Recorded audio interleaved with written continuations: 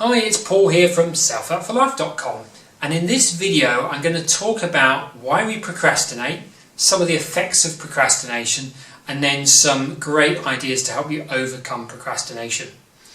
So procrastination really is a kind of resistance feeling that's created within you. It's created by you, not by the activity itself. It's sometimes a feeling you get after setting goals. So you set these goals and then you start working on them and you notice this resistance coming up from inside. The resistance is like a hidden fear, so sometimes there's some kind of fear you don't want to acknowledge. That could maybe be a fear of failure or another kind of fear, so it's worth watching out for that. It can also come because you don't like to be told what to do.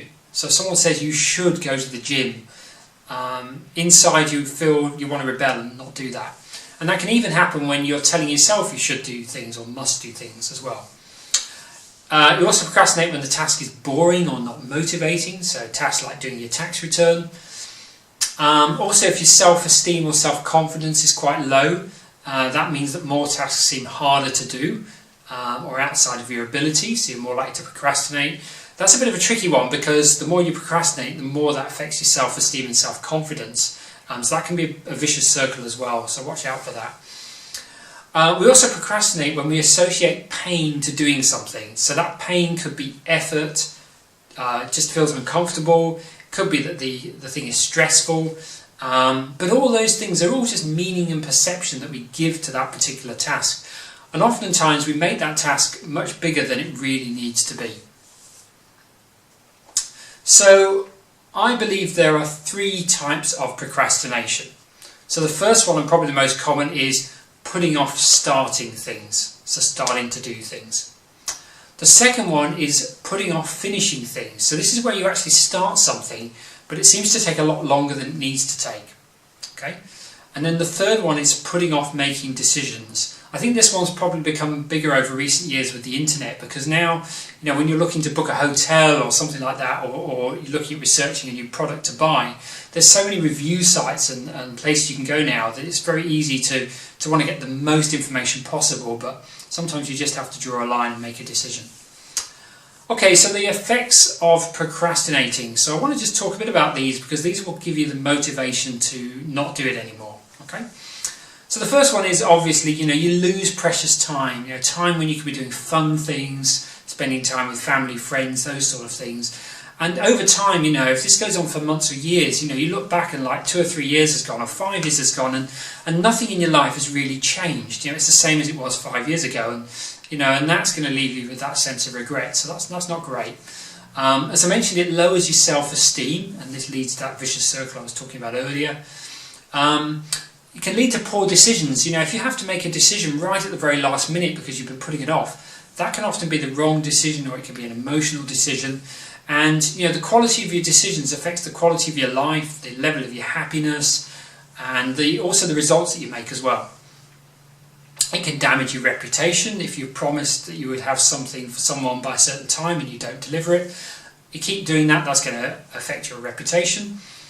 It can risk your health as well. Procrastinating creates additional stress and anxiety, and extra pressure on yourself, so that's not good for your health in the long term. Also, people who procrastinate often procrastinate on things like getting checkups and exercising as well, so that will directly affect their health. So what's the cure for procrastination? Well, the cure is taking action. But that's easier said than done. I mean, if that was the case, you wouldn't be watching this video now, you'd be doing the things that you're procrastinating on. So what I'm going to do and help you in this video is I'm going to give you lots of ways to help you take action. Okay, and the first one is to do the most challenging task first. So think about what that task is and do it first. Now, why would you do that? Because once you've done that task, everything else that you're going to do during the day is going to seem less distressing and less challenging. Okay. Also, completing that difficult task early on will give you a motivation boost, and that will help you with your other tasks as well. Typically in the mornings you have more willpower, so you're more likely to get into the task anyway. However, this comes with a bit of a caveat, and that is when you do the most challenging task first, set yourself a time limit. Because what can happen, because it's challenging, is you can procrastinate while you're doing the task, and it can take longer than it needs to take. So just watch out for that. Okay, the next one is to limit distractions. So what you're doing here is creating a distraction-free environment. And the kind of distractions I'm thinking mainly are really around the internet. So mobile notifications, notifications on your computer, things like turning off your email notifications. All those things are important because when you're doing something that you don't really want to be doing or is hard, your brain will unconsciously look for reasons to pull you away from that important and demanding task. And it does it unconsciously. You'll notice a notification, and before you know it, your brain is looking at something else. So what you need to do is consciously prevent that from happening by having a distraction-free environment. So turn off notifications on your phone, on your computer, and those kind of things. Okay, also keep your desk tidy. This one's from Robin Sharma. He says that get rid of the mess because mess creates stress. Okay, the next one is don't try to be perfect. So don't try and be a perfectionist because perfectionism is the partner in crime to procrastination. And this one is different because perfectionism happens when you've started the task. Okay, so this is more around it taking longer than it needs to take. So something that should take 6 hours ends up taking 12 hours because you want it to be just perfect. Now remember that, good enough is fine and you can always improve it over time. And the extra time you're spending making it perfect, you could be doing something else. And if this is something you're doing in a job, then that's the employer's time that you're wasting. So that time is worth no money for them. And if it's your own business, then the same thing goes as well. And if you're doing something else like studying, then that extra time could be spent with family and friends as well. And also, don't try and be a perfectionist when making decisions. Okay, so there's having enough information and having too much information. So when making decisions, get as much information as you can, but at some point you've just got to make that decision. Okay, the next tip is to reward yourself. So celebrate when you complete tasks. Okay, if it's a small task, then have a little celebration, like having a chat with a colleague down the corridor, or having a little snack or a tasty treat, something like that. And for bigger projects, it could be going out to the movies, going for a night out, something like that. So, what gets rewarded gets repeated, and we are creatures like animals. We like rewards. That's an important thing for us, and again, that gives that kind of motivation to do that next time. So remember to reward yourself. That will really help. The next one is a really interesting one, really simple actually. It came from Brian Tracy, and he says just say the words "do it now." So when you're about to start a task, just say "do it now, do it now, do it now," and keep saying "do it now" until you start the task. So the more you keep saying "do it now," the more your unconscious mind and your motivation will start to increase, and you'll just start to naturally do the task. And if you keep doing that regularly, then that will send a message to your unconscious mind, and that will become a new program and a new habit, and that will help you to take action more quickly and procrastinate less in the future. So the next one is to change your thinking. So if you keep thinking about how your chronic procrastination gets in the way of your motivation, your goals, your dreams, then this will become a subconscious belief, and that's how your life will continue. However, if you start thinking about how brilliant you are at getting difficult and important tasks done straight away, and how incredibly organised you are with your time, then your unconscious mind will start to accept that as a truth instead. You'll then overcome procrastination and get more things done faster. I think also when you notice thoughts about not wanting to do a certain task, instead put the same energy into planning to do that task instead. And once you do that, that motivation will start to come. Okay, the next one is to do the 30-day procrastination diet. So this was an idea from Robin Sharma. And the idea is you create a list of 30 things that you've been resisting and you do one of them each day. Okay? And by doing that, you'll be building up willpower in your brain and also a habit as well of doing these things. And what's also important is that those things that you've been procrastinating on are taking away your power. So by doing one each day, that power is coming back to you, and that will make you feel better, and that will increase your motivation and self-esteem as well. So give that one a go, the 30-day procrastination diet.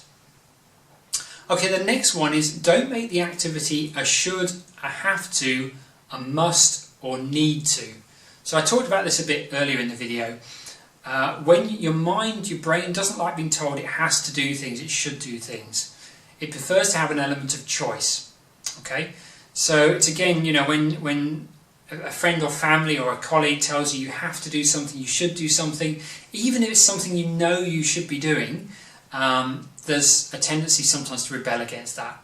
And if you say that to yourself as well, again, another part of your brain will tend to want to rebel against that. So how do you get around that? Instead, say things like, I could do, because that gives you a choice.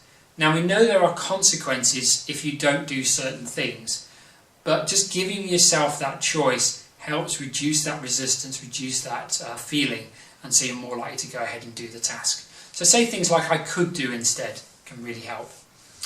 Okay, the next one is to feel the resistance. So notice the tension in your body and just allow yourself to feel it. Okay, just take a couple of deep breaths in and really feel that feeling.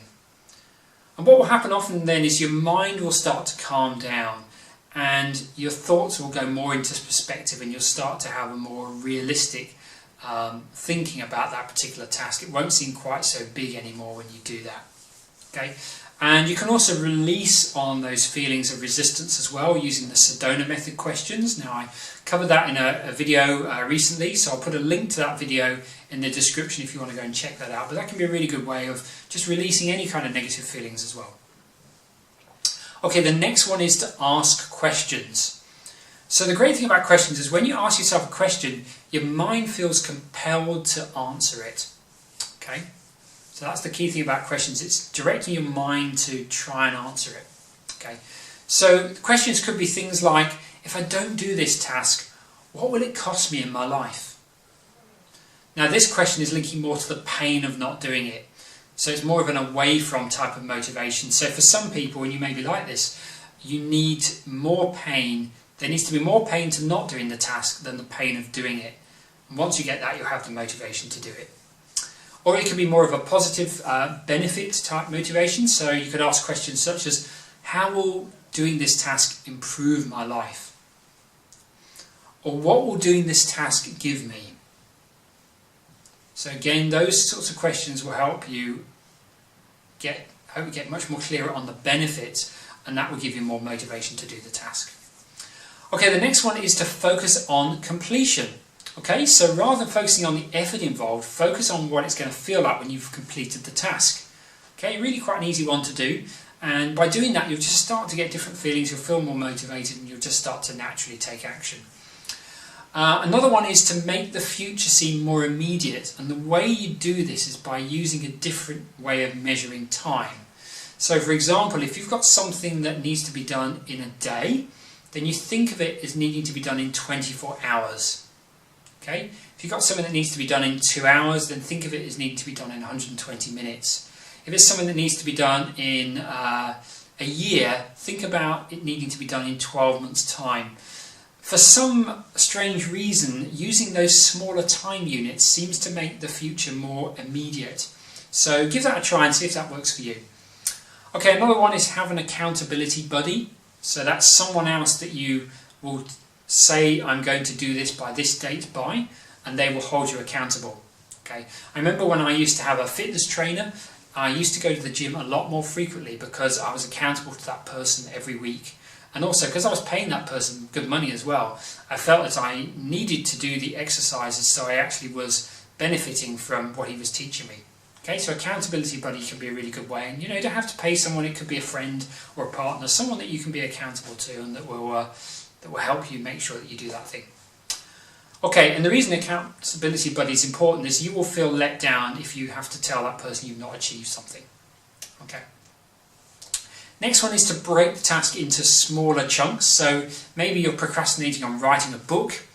Okay, so what you could do is you could decide, okay, today I'm going to come up with the title for the book, and then tomorrow I'm going to come up with maybe the topics for the first 3 chapters, and then the next day I'm going to come up with the topics for the next 3 chapters, etc. And then maybe when you start to get into writing the chapters, you can break those up into smaller sections as well, and say, like, I'm going to write 500 words a day or something like that. Okay, so that can really help as well. Okay, the next one is to not beat yourself up. So there will be times when you will procrastinate on things and things will take longer and you'll feel frustrated as a result. In those situations, you want to be kind on yourself, because if you beat yourself up or be overly hard or critical, then that's just going to mean that you're likely to procrastinate more, because you're associating more pain to the whole thing about procrastinating. So be kind on yourself means that you're less likely to procrastinate over time. And instead just reevaluate your goals, maybe do some self-reflection on the times that you seem to work best, the times when you don't procrastinate as much, and then try again. Okay, the next one is to have a power hour. Okay, so what do I mean by that? This is really identifying the time of the day when you tend to be most productive. So for a lot of people, that's first thing in the morning when your willpower is highest, but maybe it's not for you. Maybe it's in the afternoon, maybe it's in the evening, maybe it's even late at night. But work out when's the best time for you to do things, and then do the hardest things in that time. And then the final one is to just do it. Okay, this seems really too simple, but sometimes really it's just a case of just ignoring all that mental noise that's going on in your mind, ignoring those feelings, and just getting on and doing it. Okay, so just do the task, even if you just do it for a few minutes, just see what happens. So that's a good one. If nothing else works, just do it. Okay, it seems so simple, but it can really work.